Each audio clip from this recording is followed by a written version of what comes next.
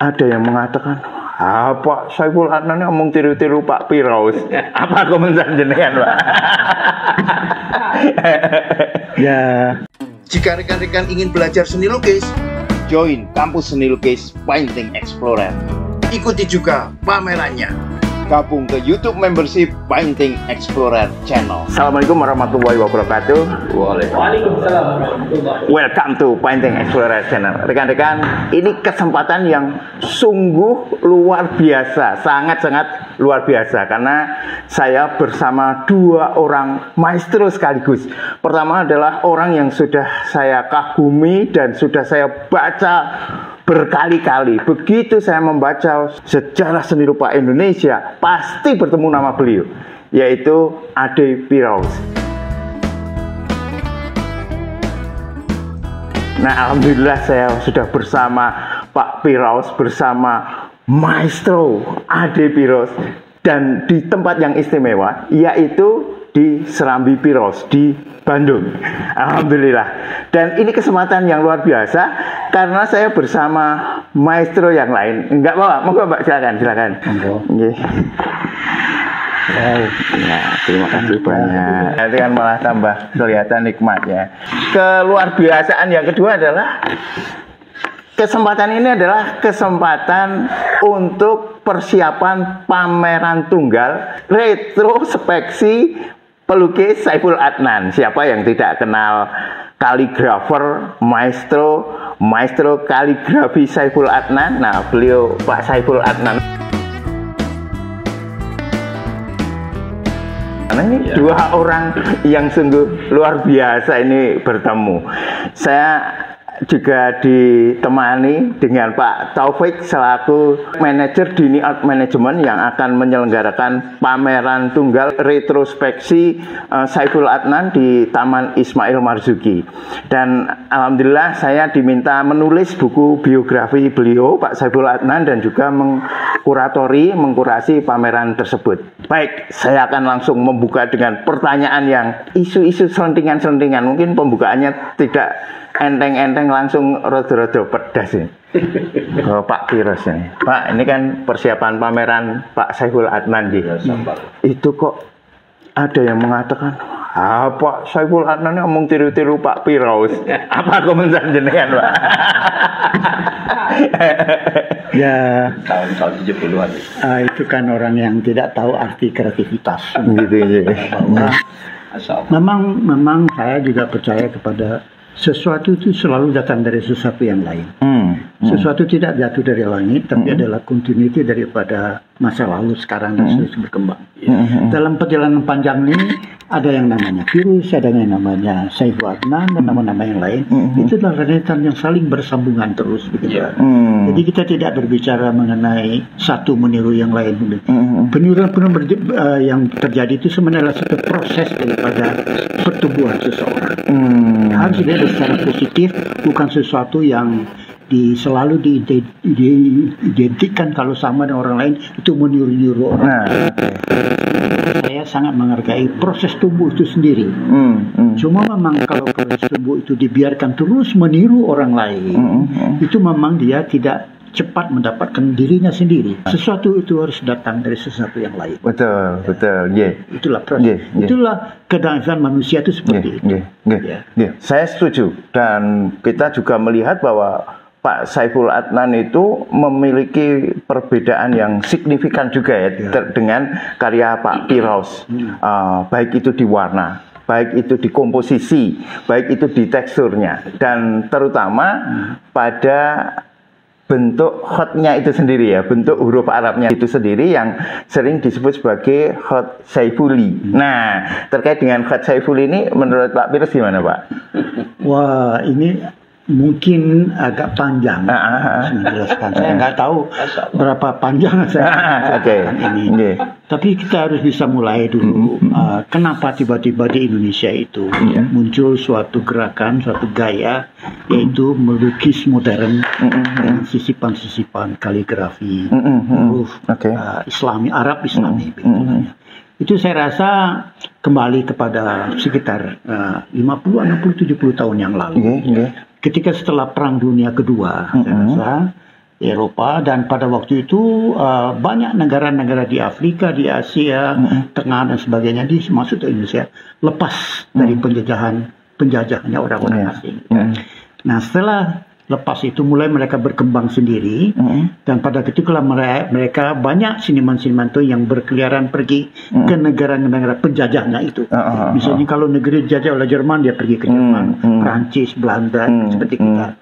Nah, ketika sampai di sana mereka boleh merasa, ya kita tuh memang berbeda dari antara yang penjajah dengan yang dijajah. Kita orang yang dijajah. Nah, ketika pulang kembali ke negerinya sendiri, di situ dia mulai kesadaran melihat apa dirinya itu sendiri. Nah, di sini di Timur Tengah terus terjadi gerakan-gerakan meninjau kembali sejarah seni mereka, kebudayaan mereka sendiri. Apalagi kemudian tumbuh akademi-akademi, dan dari tamatan akademi itu mulai merantau ke Eropa kembali. Di situ mereka mengatakan bahwa kami punya kekayaan, heritage kami sendiri, diantaranya seni yang beresensikan kaligrafi itu dari Timur Tengah. Dan itu juga Afrika Utara, dan juga tentunya sebaran Islam yang ada di Asia Tenggara ini, Nusantara ini juga terpengaruh hal-hal seperti itu. Itulah sebabnya kalau boleh saya ingat kembali kepada perkembangan masa lalu itu, ya di Indonesia pun ya kita baru mulai sekitar tahun 70-an itu. Tidak jauh-jauh amat bedanya dengan yang terjadi sebagai gerakan-gerakan di Timur Tengah itu. Betul. Saya masih ingat ketika ini akhirnya bercerita tentang saya. Ya nggak apa-apa, dan itu nanti akan saya tanyakan nih terkait Pak Pirus yang karyanya di Amerika ini ya. Karena itu ini juga akan menjadi konteks konteks bagaimana kelahiran Pak Saiful dengan kaligrafi Saifulinya itu kan gitu. Gimana itu? Jadi ketika saya pulang dari Amerika itu, setelah saya bergulat beberapa tahun itu, lahirlah sebuah pameran pertama seni lukis modern dengan ungkapan-ungkapan kaligrafis yang berdasarkan huruf-huruf Arab yang Islami tapi tidak bisa dibaca. Itu terjadi pada tahun 1972 di ruang lobi Bank Chase Manhattan di Jakarta. Nah, itu pameran pertama, kira-kira 20 lukisan yang mulai dilihat oleh seniman-seniman teman-teman saya, mungkin termasuk Saiful, Amang Rahman dan lain-lain itu. Amang Rahman sendiri mengatakan, ya saya kenapa tidak kita mengambil kekayaan seni rupa itu Islam. Karya siapa itu Pak saat itu? Yang dipamerkan karya siapa? Karya saya semua. Jadi karya lukisan pertama yang saya buat pulang dari Amerika, makanya itu harus semuanya betul. Nah, itulah yang pada tahun 72. Itu tiba-tiba teman-teman yang lain juga, ya kenapa tidak? Mulai terbentuk gerbong-gerbong baru yang mungkin mau rame-rame gitu. Saya masih ingat Amang Rahman mengatakan, ya Pak Pirus, kenapa tidak ya? Kita harus menggali kekayaan kita. Nah gitu. Kemudian setelah itu ada pameran kedua yang juga sangat penting, yaitu pada 1979, 7 tahun kemudian itu di Semarang. Semarang. Pameran pertama kali kali itu digagas dulu oleh Yop Afi dengan waktu itu Menteri Agama kalau salah Ratu Alamsa Ratu Pramudia Negara. Betul. Nah, pada pameran itu untuk pertama kali tiba-tiba yang melukis dengan modern dan kaligrafi itu rupanya tidak Pak Sedali, tidak Pirus saja, mulai banyak. Ada Amri Yahya juga ada, Bakar Afandi juga Afandi ikut, Batara Lubis, Hidayat, semuanya ikut dengan cara sendiri. Nah, yang termuda waktu itu ini. Dan sedikit saya potong cerita ke Pirus. Sebetulnya saya tidak diizinkan sebetulnya oleh Pak Yop atau Pak Damalik selaku penasihat pameran. Tapi saya punya keyakinan waktu itu tahun 78 saya alhamdulillah kan meraih 2 medali emas tuh seni mahasiswa di Jakarta media acara air dan acara minyak. Tapi sarannya Pak Fajar Siddiq dan Pak Amri, tolonglah Pak Saiful bikin surat permohonan ke ini Pak Yop sama Pak Adam Malik. Alhamdulillah dia respon. Sesatunya mahasiswa yang ikut waktu itu betul. Oh, masih mahasiswa ya? Iya, mahasiswa. Semuanya udah para senior. Pak Pirus, Pak Sandali, satu mahasiswa. Nah, di situ ini yang termuda. Tapi sudah menampakkan kekhasannya sendiri. Mulai menampakkan. Jadi waktu itu kita melihat gerakan itu sebenarnya gerakan seniman, gerakan pelukis, bukan gerakan khatat, bukan gerakan kaligrafer, bukan. Ya. Jadi membangkitkan seni rupa Islami Indonesia itu bukan para khatat, tapi para seniman-seniman yang bebas tadi. Itu contohnya tadi. Sampai Pak Afandi pun ikut. Saya masih ingat lukisannya itu dia ambil nur, matahari, nur, gitu.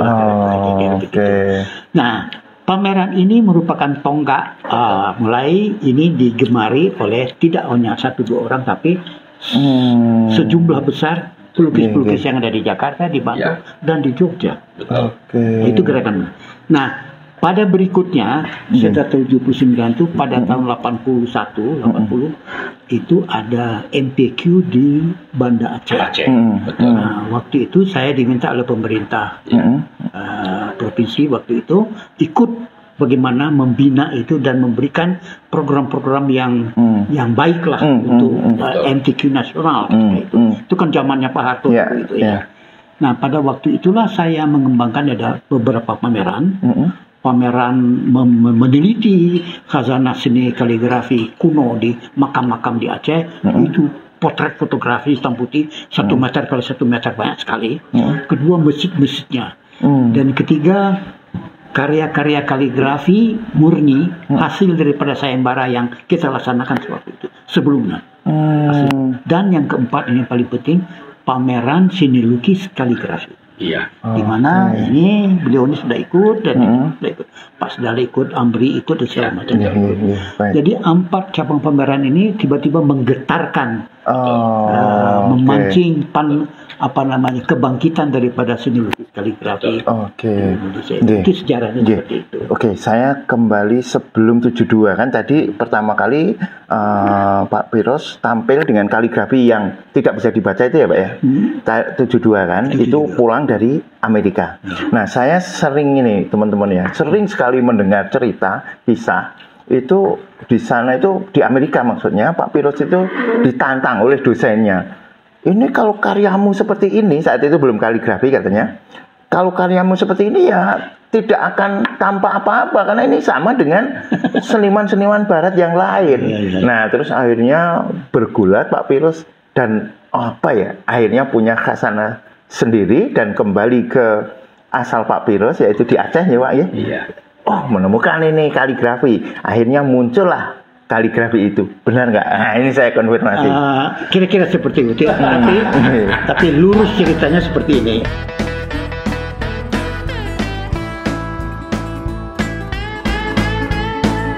Jika rekan-rekan ingin belajar seni lukis, join kampus seni lukis Painting Explorer. Ikuti juga pamerannya. Gabung ke YouTube membership Painting Explorer Channel.